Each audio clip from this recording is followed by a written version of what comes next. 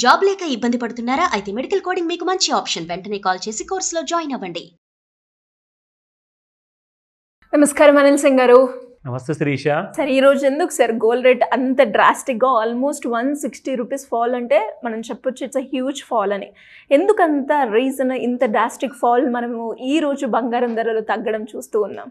ఎంతో కాలం నుంచి అందరూ వెయిట్ చేస్తున్నారు కదా, సో అందుకే మనందరినీ సంతోషపరచడం కన్నా కనీసం ఒక రీజనబుల్ ప్రైస్ అంటూ ఉండాలి. ఓవర్ నైట్ గోల్డ్ ఇంత పెరగడానికి రెండు కారణాలండి. ఒకటి ఏంటంటే genuine buying by lots of countries అనమాట. వేరే దేశాలన్నీ కూడా మన విలువని మనం పెంచుకుందాము, మన ఎకానమీలు ఎలాగో ఉద్ధరించట్లేదు కదా అని చెప్పేసి ఇలాంటి చాలా దేశాలు ఉన్నాయి. యూరోప్లో కానివ్వండి, ఏషియాలో కానివ్వండి. కనీసము బంగారం పెట్టుకుంటే ఏమవుతుందంటే ఆ కంట్రీకి ఉన్న విలువ కాస్త పెరుగుతుంది. ఇప్పుడు సింపుల్ అండి, మన ఇంట్లో కూడా మనం బంగారం ఉంది అంటే ఎవరు తెలియదు, కానీ మనం వేసుకుంటేనే తెలుస్తుంది కదా అఫ్కోర్స్ మన దగ్గర కూడా బంగారం ఉంది అని. So it is status matter. At the same time it shows the authority of a person, ఒక కంట్రీ కానివ్వండి, ఒక మనిషి కానివ్వండి. సో అలా డిమాండ్ వల్ల ఏమైందంటే అందరం బంగారం కూడా కొనడం మొదలుపెట్టారు. ఎందుకంటే కరెన్సీ విలువలు అన్ని దేశాల్లో చాలా పెద్ద ఇంపార్టెంట్ కరెన్సీ ఏంటంటే డాలర్ ఇంపార్టెన్స్ మిగతా దేశాల్లో బాగా పడిపోతుంది. అంటే ఇప్పుడు ఏమైందంటే ఏషియన్ కంట్రీస్ కూడా చాలామంది కూడా మన ఒక కామన్ కరెన్సీ తీసుకొద్దామని చెప్పేసి ఈ ప్లానింగ్ ఎందుకు చేశారంటే, యూరోప్లో బాగా డాలర్ కరెన్సీ అనేది ఎక్కువ వాడబడుతుందని చెప్పేసి యూరోపియన్ యూనియన్ ఫామ్ చేసి వాళ్ళ యూరో అని చెప్పేసి కొత్త కాయిన్ క్రియేట్ చేసుకున్నారు. దానివల్ల ఏమైంది, అక్కడ యూరోప్లో యుఎస్ కరెన్సీ అనేది డాలర్ డౌన్ అవుతుంది. ఇప్పుడు ఏషియాలో కూడా మనం అలా చేయకపోతే మనకు ఒక గుర్తింపు అనేది ఉండదు అని చెప్పేసి అందరూ ఏం చేస్తున్నారంటే కొత్త కరెన్సీలు తీయడం వల్ల డాలర్కి ఇంపార్టెన్స్ తగ్గిపోతే ఇప్పుడు అందరూ కూడా ఏం చేశారంటే మిగతా దేశాల వాళ్ళందరూ కూడా డాలర్లో పెట్టుబడి పెట్టేవాళ్ళు. కానీ ఇప్పుడు డాలర్ విలువనే పడిపోతే ఎక్కడ పెట్టారు ఇప్పుడు పెట్టుబడి? సో వీళ్ళందరూ ఏం చేస్తున్నారంటే బంగారం వెంట పరిగెత్తుతారు. సో బంగారం అనేది ఆకాశాన్ని అంటడం ఏంటి, అసలు ఆకాశం కూడా దాటి ఎక్కడో స్పేస్లోకి వెళ్ళిపోయింది ఆ రేటు కదా.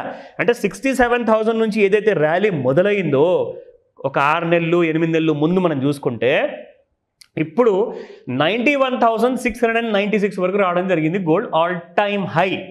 అండ్ ఢిల్లీలో నిన్న spot gold price 24 carat gold ఇంకా ఆల్ టైమ్ హై 94,500 రూపీస్ పైనకి వెళ్ళిపోయింది స్పాట్ గోల్డ్ నిన్న.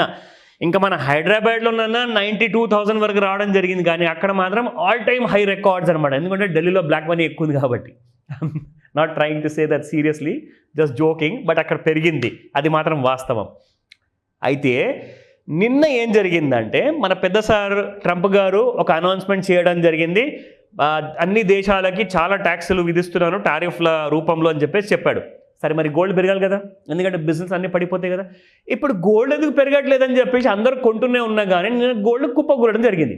సో అదే నేను సన్నివేశం ఎక్స్ప్లెయిన్ చేయడానికి ట్రై చేస్తాను. ఇప్పుడు ఎందుకు పెరగాలి, ప్రపంచంలో సీక్రెట్ అనేది ఓపెన్ సీక్రెట్ అయినప్పుడు ఆ రిజల్ట్ కూడా అనుకూలంగా ఉండవు.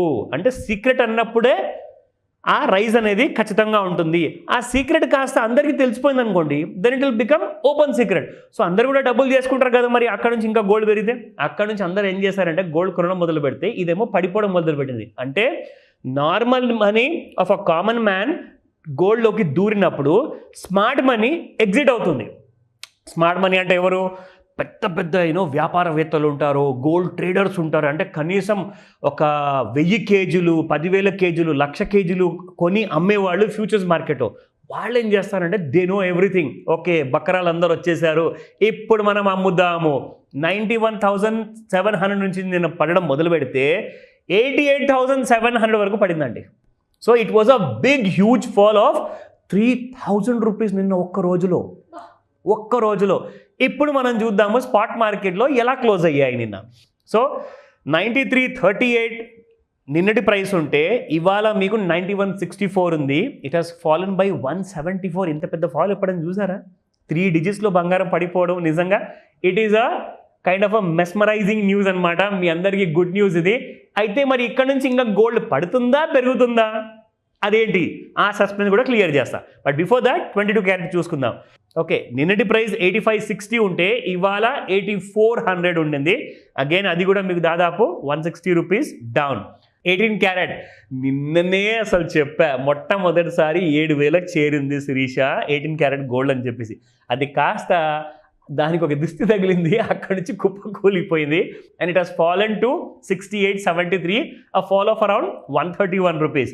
సో యాక్చువల్గా చెప్పాలి అంటే 7,000 రూపీస్ అనేది హిస్టరీలోనే ఇప్పటిదాకా 18 క్యారెట్ ఎప్పుడు టచ్ అవ్వాల. ఇది మొట్టమొదటిసారి.